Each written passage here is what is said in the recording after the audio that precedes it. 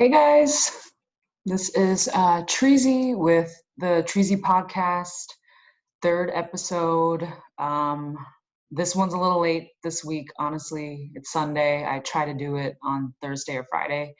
Um, yeah, it's been a week. I guess that's why this has happened.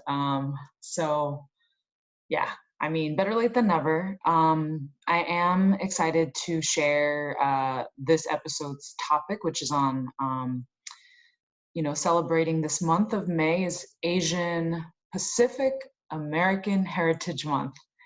Um, to be really honest with you, I don't know if this is like a yearly celebration, like once a month celebration. If it is, I mean, obviously that's great. But I had never heard about this until this year. So that's the truth. You know, so yeah, I wanted to talk about sort of something that I'm kind of passionate about as a Korean American.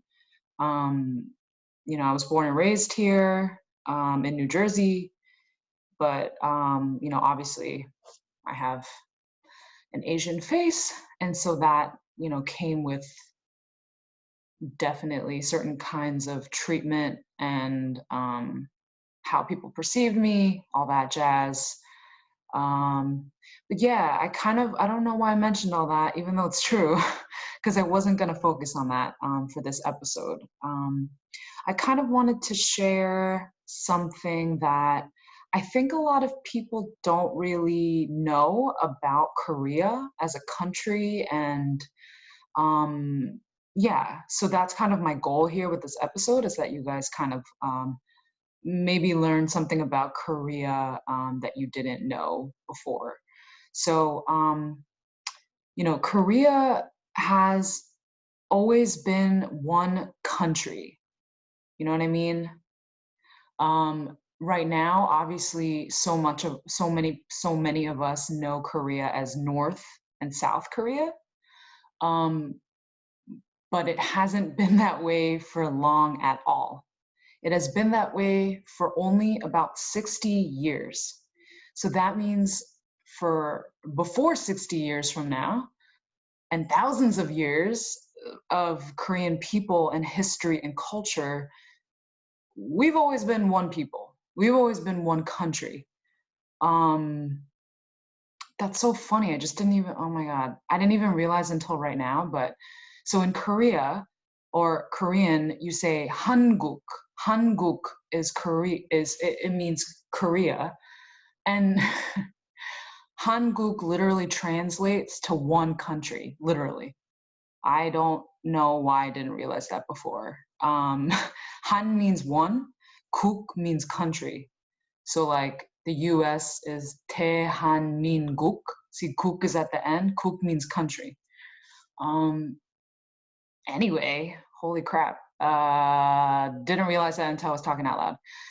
But that like solidifies my point, which is that Korea has been one country, man. It's one country, one people. Korea's been through a lot, obviously. But I feel like people don't get how new it is that the country is divided into North and South. Um, so there's that. Now, how did Korea get divided? Well, the Korean War, which a lot of us know. But and I think most people probably know also that the U.S. was heavily involved in the Korean War, supporting the South Koreans at the time. But it's not really that. It's that they were supporting the more democratic point of view side. It was more about ideology, communism versus democracy. But anyway, so the way that Korea was divided was a US soldier, once the war was won, which was super bloody and terrible, 2 years, I think it was, of just like really, really bad. Although, like, what war is good? Um, anyway, so an American soldier, random American soldier, was told to take a map of Korea's on the wall, and they were told to just draw a line to separate this country that has been one country for thousands of years, right? And when that happened, it literally split. I mean, yeah, it split the country into two. But what also happened, which I don't think a lot of people know, is now North Korea became the North Korea that we know today, which means it is a country that you cannot exit or enter. The most important, I think, is exit. So the Korean people who happen to just be on the north part of that random ass divider is now stuck in the northern part of a country, you know, they didn't even choose it, right? So an example I'll give is my own family history. Um, both of my grandparents on both sides, my mom and my dad, are were living on the northern part of this random divider, right? It doesn't mean that they're communists or whatever the fuck. Um, they just happen to live on this arbitrary line on the northern part of it, right? Like it's just land. Um, and so at the time, when they drew that line, my grandfather on my mom's side, who is passed away now, um, happened to be on the southern part of that line. Actually, because he didn't do too good in school. He was kind of a rebel or whatever, didn't do his work. His parents were very, like, as a punishment, he had to go to, I think, the military um, because he couldn't do school. And the military base happened to be on the southern, just if the line was like this, the military base was here, right? He, his family, where he grew up, everything, his life, his home, all of that just happened to be on this part of the arbitrary line. So he he wasn't able to go back to see his family, right? After the war and that arbitrary line, the dividers set, you can't just go mosey up back to your hometown anymore. Um, Talking to my grandparents, like, as they lived through something like this, which is insane. Um, you know, they had no idea that it would be so strict. You know, the war ended. Things are pretty bad economically in Korea in general. Obviously, it's like war ravaged environment. And people had no idea how the implications of that line, what that meant, anything. So, yeah, I mean, it's just wild. Like, it's not like my grandpa was planning to stay at the military base forever. Like, I'm sure he would have wanted to go home and see his family and to have all that taken away. So, I mean, I just realized how sad all that sounds. I'm not trying to bum people out. Sorry if I'm bumming you out. But it's important for me to share that real history of Korea that so many people don't know. And you're not a bad person if you don't know. It's all good. Obviously, I'm Korean American and I also just have a interest in, my people's history. I mean, it's important, and I'm interested in history, so it's like easier for me also, to be honest. Um, but yeah, I hope that most people when I share this information with, they don't have a clue. They never had any idea, and I think um, there might be some of you who've even asked, right, like a Korean person after you learn that they're even Korean, right? That whole question of like, hey, where are you from? I'm from New Jersey. No, but where are you like really from? Um, right? Like all minority people have gotten this question. We all know when you look, particularly when you look ethnically ambiguous and all that jazz. Anyway, that's a tangent. But Yeah, so just please understand that Korea was one country, that we didn't ask to be divided, that it was really arbitrary, and so it created divided families, and that was it's a social issue that I worked on in a nonprofit called Divided Families USA, which I believe they still do work now. I was a part of it for about 2 years, very grassroots. I was on it with like, you know, four other people, 4 or 5 other people. I was in grad school at the time, so I had a lot of time, and um, it just worked out.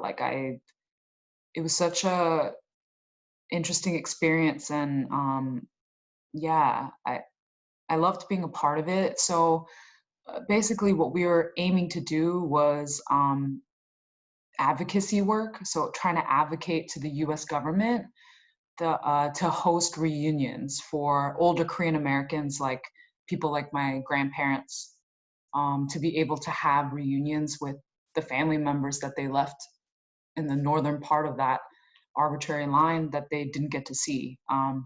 So South Korea has had, when I was active in the work, uh, they've done about 28 reunions. So what that means is like they'd be able to identify like, so South Korean citizens who have family in the north and sort of would be alive or whatever the case, because I told you, right, like 60 years is when, you know, so these people, they're really old, right? Um, so yeah, so the reunions, the South Korean Red Cross, I believe, and the government worked in tandem to identify South Korean citizens who they could find their relatives in the north, and some of them were teleconference like this, like just through video, which obviously is better than nothing, and who, whatever. And then some they were able to even do in-person reunions. They were like 3-day retreats, heavily monitored, lots of press, but 3 days, like time that you get to um, talk to your sister or brother that you haven't been able to be a part of their lives, for fucking 60 years, 70 years. It blows my mind every time when I think about it, and it makes me sad. Ugh, I'm getting emotional, but because I just feel like, that's just so crazy that that even happened to people. Especially in my case, to like my family, like both parts of my family, both my grandparents. So um, anyway, so I worked on the advocacy group for about 2 years, and we would like, there's a documentary that one of our members like created, and it's an amazing documentary. You guys can actually watch it now. It's on YouTube. I believe it's free. It's probably just called Divided Families, and I'll check right now just real quick. I'm pretty sure it's that straightforward. But that's a really good, I mean, it's a tearjerker, right? Like this shit is pretty wild. But if you are in the mood to cry and or just want to learn more about this specific issue about divided families and how it's impacted people, yeah. So you just need to Google "divided families film" and it will be there. It's free. Check it out to learn more about that specific issue. But so yeah, we did screenings of the film. One time we were able to do it in Washington D.C., which I thought that was like so cool, just because of the exposure. But it was really hard. Like this is a issue about like people and life, and like the fact that when you're old and you don't have that much time left, like you just want to make sure that the people that are your family you care about are fine before you go. It's a basic human desire. And this issue just kept being politicized. Like it was about the fact that it was North Korea, this, that.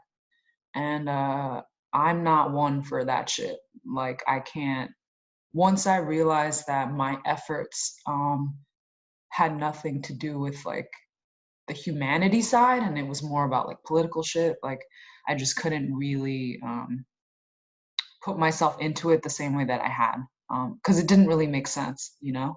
I feel like political stuff is so beyond and bigger, and also I just don't play that kind of a game. Um, so yeah, so that was my involvement with it. But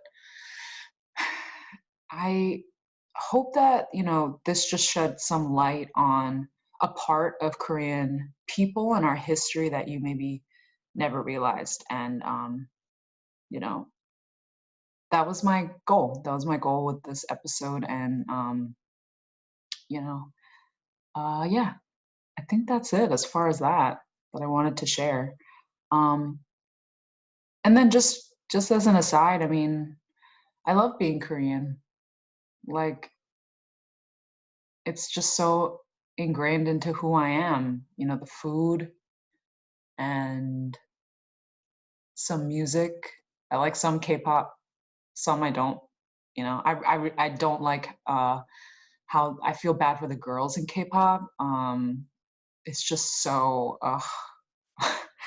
they of course the music is catchy. I'm a little teeny bopper. I love pop music, you know. I was into insane like I still love pop music. But yeah, they just they pigeonhole the girls. They make the girls all just ultra feminine, like stick stick what am I trying to say? Stick skinny. I was stick thin. I was trying stick thinny. You know, and just like acting like a baby, like it's fucking, I mean, it's disturbing at worst. Like not all the girls are trained to be that way, but so many are, and it's just I really obviously I'm not a fan of that look. But anyway, and Korean language, you know, my mom taught me Korean actually at home first before. So I learned Korean at home from my mom when I was like 3. You know, she would homeschool me in a way, and she said it was the saddest thing that as soon as I went to like kindergarten, I think she said within the first week I just came back and I was just speaking English and I was like a completely different person. And she was very sad about that. And she was like, "Wait, you were like a Korean person and now you're Korean American," and it happened so fast. But yeah, I still, you know, I'm pretty proud of that. The fact that I can read it, write it, speak it. I mean, obviously speaking is probably my best. But you know, I'm very proud to be Korean, and my work ethic probably comes from that side, and just well, immigrant parents who, you know, are such survivors and just put family above everything. Like that's such a Korean value. Um, so yeah, you know, shout out to all Korean people, and you should feel proud. And like, you know, part of my reason in doing a podcast and just sharing more about myself and sharing it publicly and wanting to do this more has to do with the fact that there aren't a lot of people who look like me who speak up and out in general. There always could be more. And like, you know, um, we're the ones who need to share more about our experience and ourselves so that other people can understand where we're coming from and what it is. Something that I really don't like is just when other people speak for us or they think that they know what we want, or you know, the perception control. Like no one can say anything about myself better than myself, you know what I mean? And so it's so important, I think, especially for Asian American people in particular, because we've been taught to be a little bit more quiet, which is so like, it's not even to be quiet, right? Well, it's a mix. One is our value in humility, which is, that's a fucking good value, right? Being humble, like, don't brag, like, you can do all this cool shit, whatever, but you're mad, like, humble about it. Like, that's that's nice. But in a country like America, it is not ideal. It is just not what this country values, right? Look at our fucking president. A loud mother effer, like, you know, to be, we like the flashiness, the extroversion, the even obnoxiousness to some level is like not, it might be somewhat viewed better than actually being quiet or not having an opinion, right? In this country. So it's unfortunate that an Asian value is like not ideal for American society. Um, but anyway, I don't know where I was going with that. I think my point was it's just important for us to speak out and share about our experiences, our history, what we want to share, so that people have their perception of us corrected and in an accurate way, and not based off of what other people say. Like, that's like my biggest pet peeve, like, where, and it, no offense white people, but it's mostly you, where it's just like a white person will write an article about Korean people or whatever, and yes, it could be based on some data, statistics, but it's like, you're still not Asian. You're not Asian. You're not Asian, so you can't speak on how we experience things. You'll never know, really.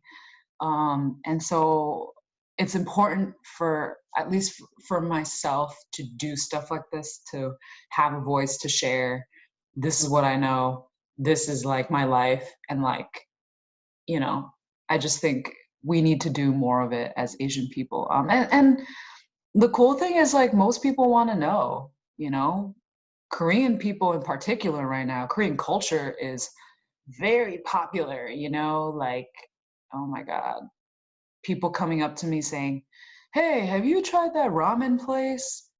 Um, Listen, like, I'm glad you discovered ramen, but I've been eating that shit since I was born. So, um, yeah, you know. Uh, anyway, I could go on and on about those kinds of feelings. I'm not trying to hate. Enjoy the ramen. Please have the ramen. By the way, Korean people, we say ramyeon. It's not ramen. It's completely different spelling. Japanese people also have their own version of it. I don't know if in Japanese you pronounce it ramen and then that's how what happened. My suspicion is that the Korean immigrant business owner who's trying to sell ramyun just like fucked up phonetically. There's a lot of things like that, particularly in Korean stuff that I realized. Another one, if you guys have heard of bulgogi, you would pronounce it bulgogi. Yeah, yeah. It's not. It's not that. It's it really should have been spelled differently. But anyway, please partake in all the wonderful things that all the different Asian cultures provide. You guys love it, have loved it. But I also hope that maybe you will think twice about Korea as a country, about North and South and how that came to be, you know, and that you just gained a little bit of truth about our true history and what we've been through and how strong Korean people are, how fucking resilient, and yeah, and that's it. That's all I got for you this episode. I For next week, I'm a part of a wine club called Wink.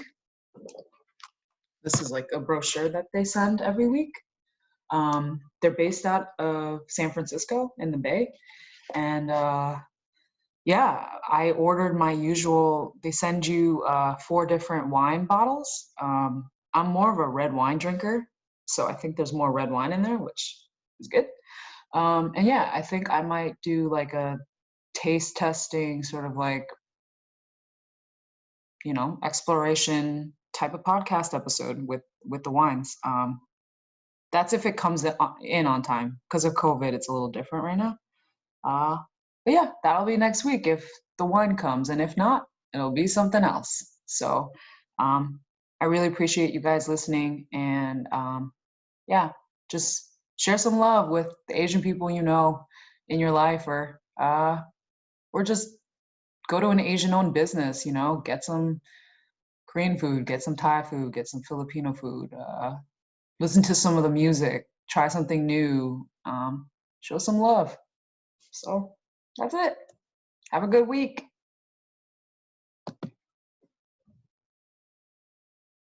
Oh, oops.